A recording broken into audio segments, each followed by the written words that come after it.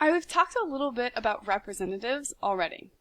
The word who in this sentence represents the word man. And what we're looking at is essentially two pieces. So the big sentence is, the man is kind. And then the smaller piece is that adjective clause, and we can separate that out. It's who made coffee.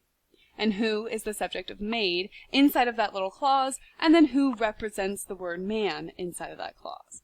So we talked about that connection line. When you diagram it, it makes a lot of sense. We have the man is kind across the top. That's the most important information of that sentence. And then we have some additional information about man, and that word who is directly connected to the word man. Why? Because who represents the man.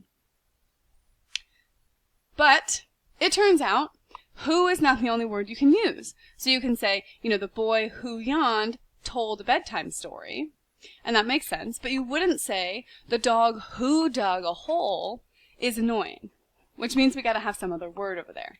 And that word is that. So we would say the dog that dug a hole is annoying. Or you might say, I found the shirt that I lost. And the word that represents shirt. And then over here, the word that represents dog.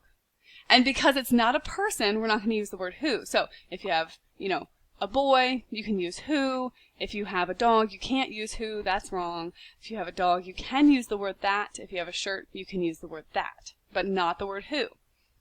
And those are the representative words. Also correct, though, and this is the versatility of the word that can be used with a person. So the man that made coffee is kind. That actually works because that is very flexible. That can refer to a human or a non-human thing or animal, stuff like that, but the word who can only refer to people. Let's practice.